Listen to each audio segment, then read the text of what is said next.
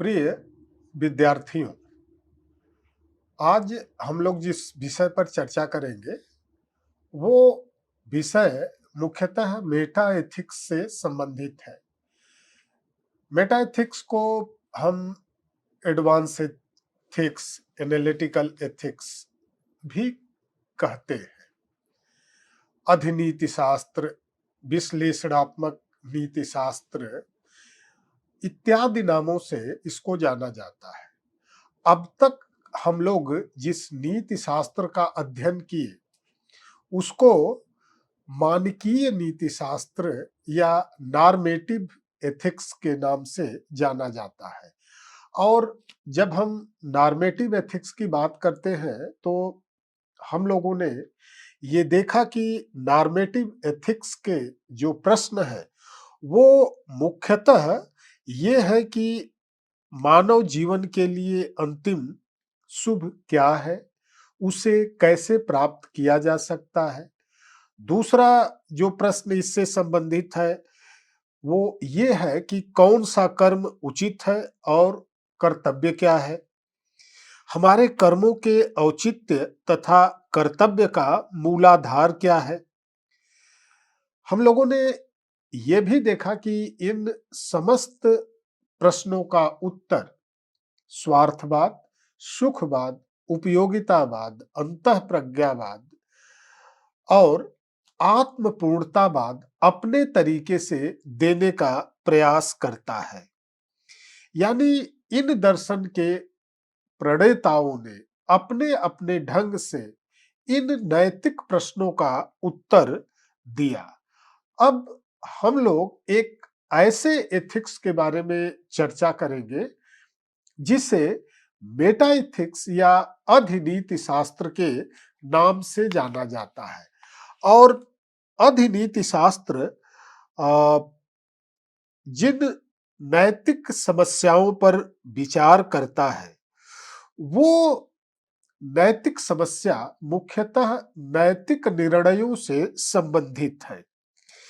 अब जब हम नैतिक निर्णय की बात करते हैं तो हमारे सामने ये प्रश्न उपस्थित होता है कि नैतिक निर्णय क्या है, इसका स्वरूप क्या है, इसके जस्टिफिकेशन या प्रमाणीकरण की क्या क्राइटेरिया है।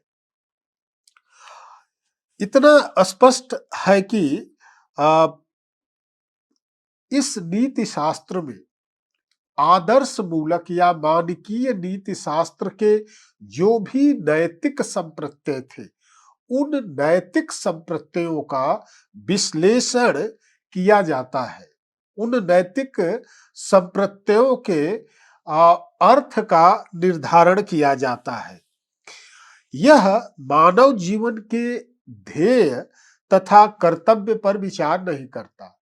जो मेटा एथिक्स है ये यह डिसाइड नहीं करती कि मानव जीवन का एम क्या है, शुभ क्या है, उचित क्या है, अपितु नैतिक प्रत्ययों अथवा शब्दों के अर्थ का सूक्ष्म विश्लेषण करती है और यह निश्चित करने का प्रयास करता है कि नैतिक निर्णयों को उचित सिद्ध करने के लिए किस प्रकार के तर्क दिए जा सकते हैं। तो ethics is divided into normative ethics and meta ethics.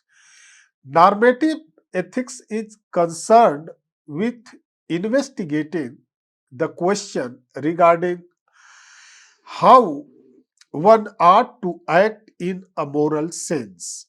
But meta ethics is the attempt to understand the metaphysical, epistemological, semantic, and psychological presuppositions and commitment of moral thoughts, talks and practice. तो ये जो है वो नैतिक शब्दों के अर्थ के विश्लेषण और उस विश्लेषण के लिए कौन प्रकार से तर्क दिए जा सकते हैं, मुख्यतः इस पर बात करती है।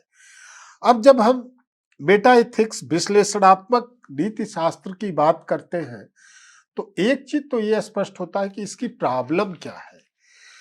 यानी नीति दर्शन की जो है समस्याएं, विश्लेषणात्मक नीति शास्त्र के सिद्धांत को मुख्यतः हम दो रूपों में बांट सकते हैं। एक तो वर्णनात्मक है, जिसको कि हम डिस्क्रिप्टिव या कॉग्निटिव कहते हैं, इसको हम संज्ञानात्मक भी कह सकते हैं। और दूसरा जो है वो अवर्णनात्मक या नॉन कॉग्निटिव है। ये दो तरह के इनका हम विभाजन कर सकते हैं। वर्णनात्मक सिद्धांतों के अनुसार नैतिक निर्णय तथ्यात्मक निर्णयों की भांति किसी विषय, वस्तु अथवा गुण का वर्णन करते हैं। यानी जब हम वर्णनात्मक सिद्धांत की बात करते हैं तो नीति शास्त्र में वर्णनात्मक सिद्धांत का अभिप्राय इतना है कि ये कथन जो है तथ्यात्मक कथनों के समान होते हैं और उन्हीं कथनों की तरह ये नैतिक गुण का वर्णन करते हैं।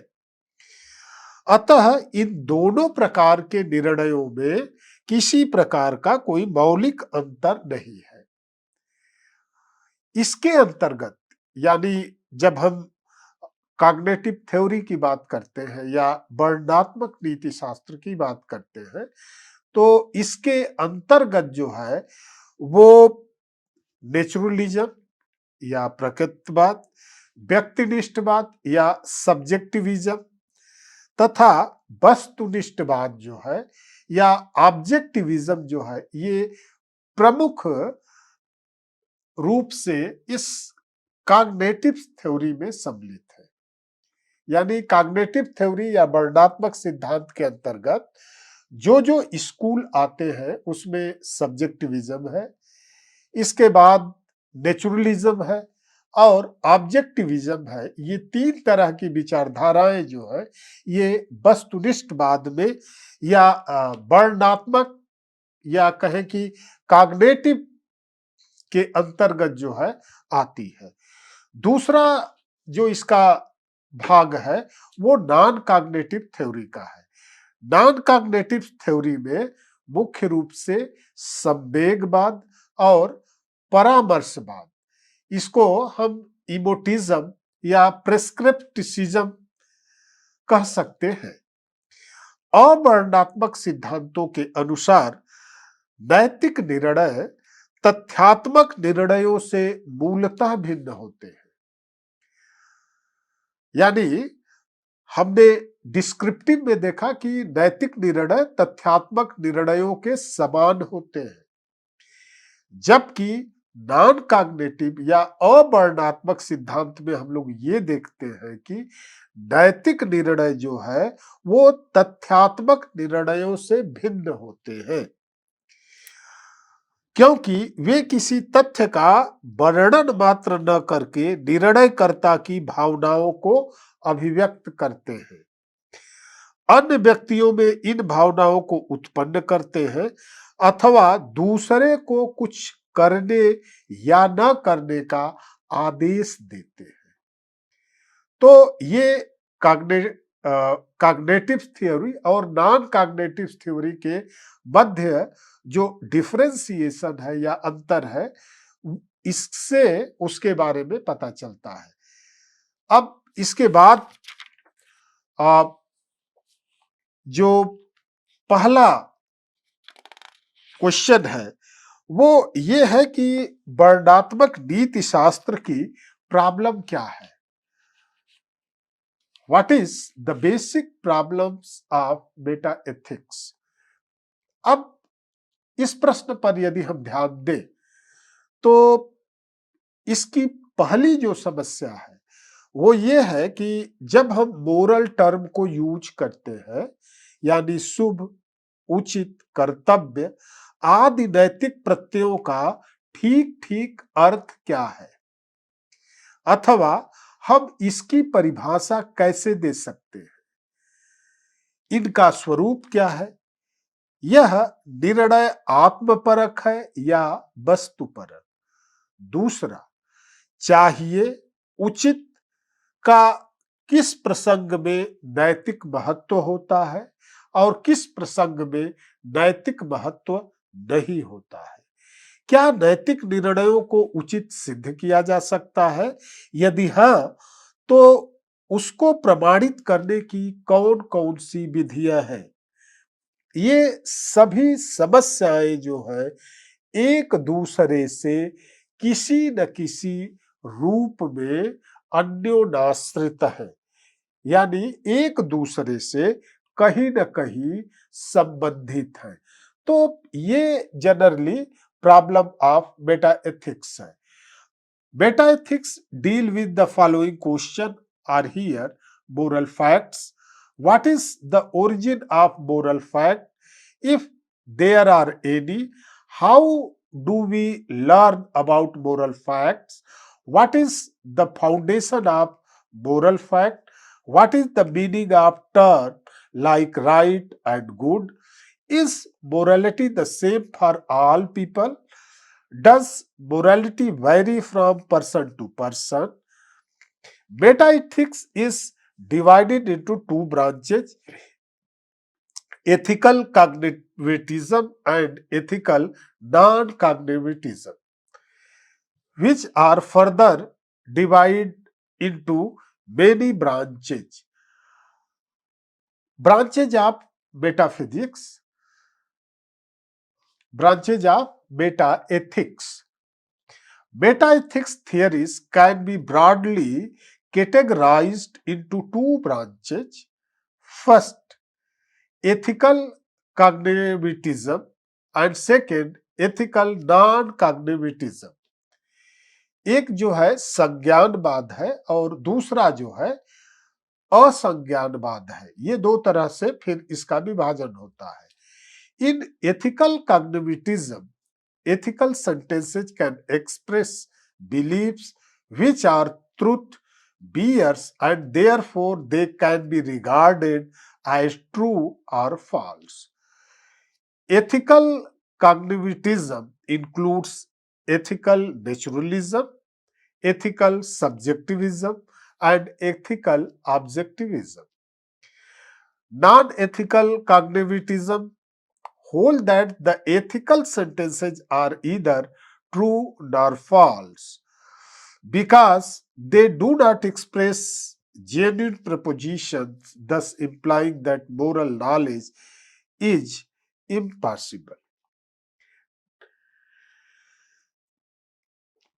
तो इस प्रकार से हम मेटा एथिक्स के प्रॉब्लम को देखते हैं और इस प्रॉब्लम पर ही मेटा एथिक्स के जो स्कूल हैं वो अपनी अपनी दृष्टियों से इन प्रॉब्लम पर अवलोकन करते हैं, दृष्टि डालते हैं। अब हम लोग इसका जो कॉग्निटिविज्म का जो पहला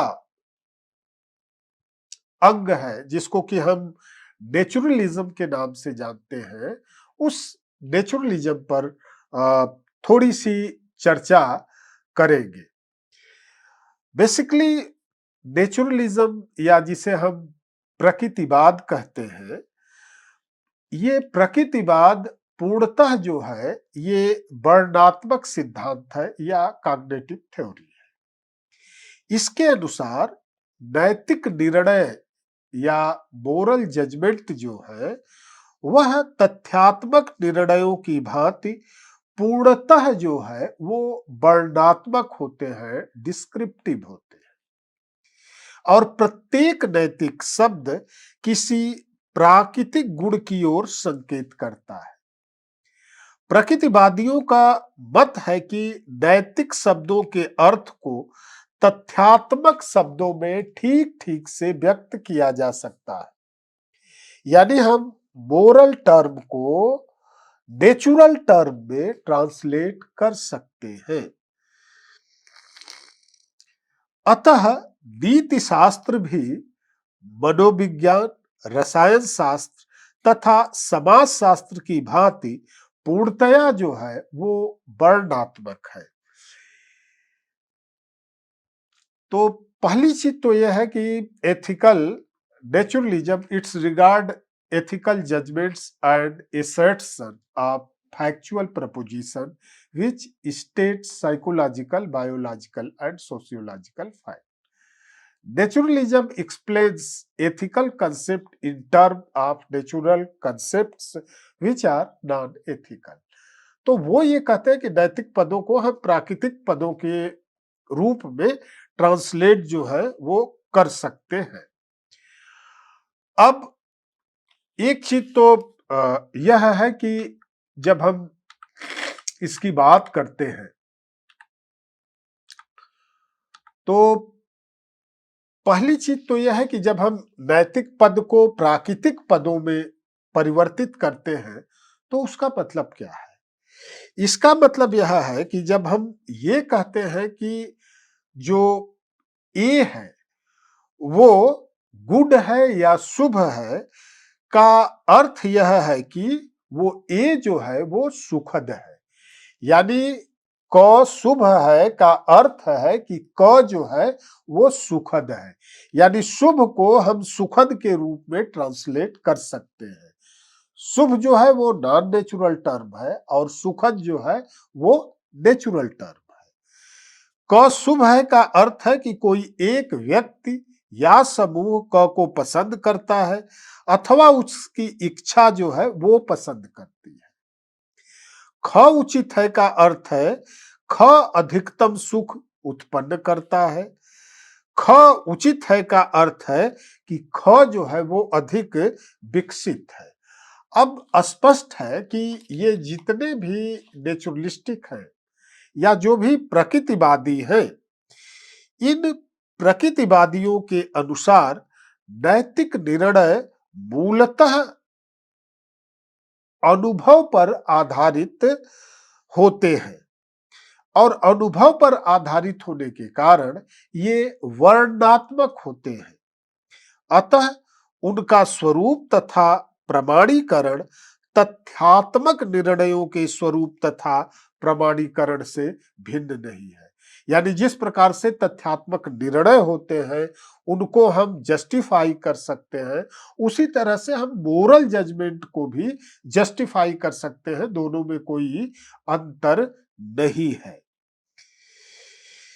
Hobbs, Bentham, Mill, Hume, Spencer, Hume, Dewey, Perry इत्यादि दार्शनिकों ने किसी न किसी रूप में एथिकल नेचुरलिज्म को एक्सेप्ट किया। अब एथिकल नेचुरलिज्म की जो बेसिक प्रपोजिशन है वो ये है कि हम नैतिक शब्दों को प्राकृतिक शब्दों में बदल सकते हैं, रख सकते हैं। क शुभ है का अर्थ है क सुखद है। अब इसको हम लोग एक ओवरऑल व्यू लेकर के एक क्रिटिकल अप्रोच से देखें कि क्या एथिकल नेचुरलिज्म जो बात करता है वो कितना राइट है। हम लोग नॉर्मेटिव एथिक्स में ये देख चुके हैं कि एथिकल नेचुरलिज्म पर जी.ई. मूर ने एक ऑब्जेक्शन किया और उस ऑब्जेक्शन को वो नाम देता है नेचुरलिस्टिक फैलिसी। और नेचुरलिस्टिक फैलिसी यही है कि हम नॉन नेचुरल टर्म को नेचुरल टर्म में ट्रांसलेट कर देते हैं।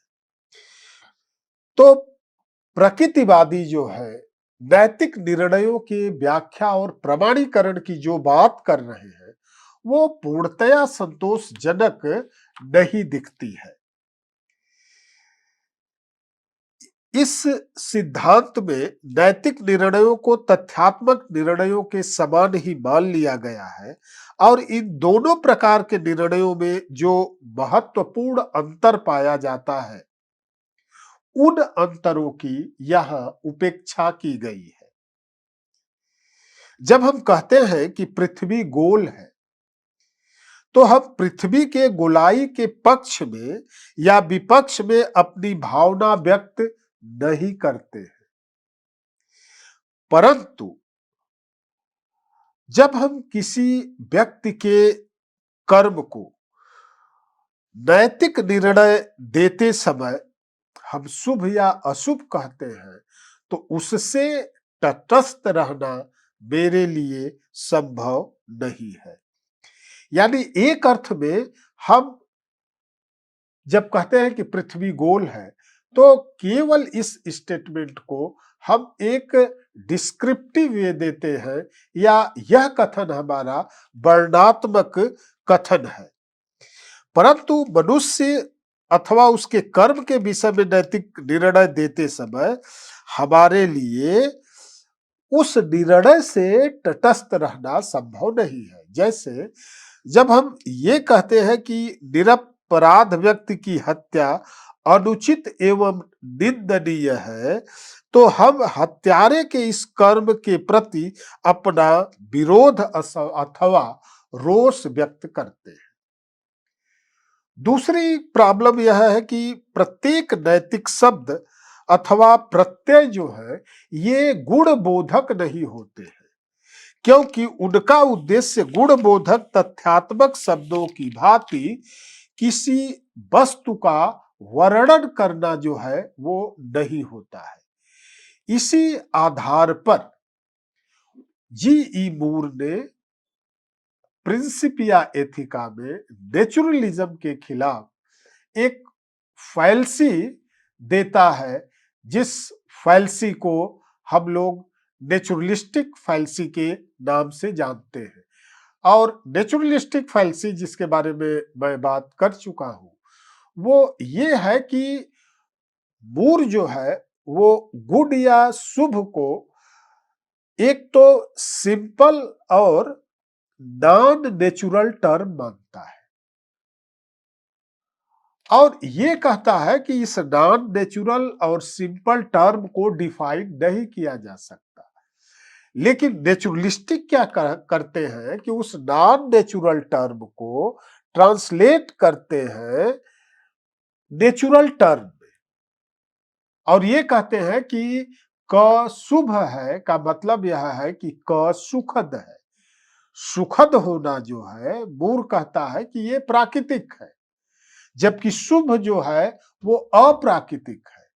तो अप्राकृतिक को यानी शुभ को जब हम सुखद से परिभाषित करते हैं तो एक दोष का शिकार होते हैं और उसी दोष को वो नाम देता है नेचुरलिस्टिक फैलिसी या प्रकृतिवादी तर्क दोष। अब इसके बाद नेचुरलिज्म के बाद एक जो दूसरी कॉग्निटिव थ्योरी है वो है सब्जेक्टिविज्म। और सब्जेक्टिविज्म क्या है इस पर हम लोग बात अगले लेक्चर में करेंगे।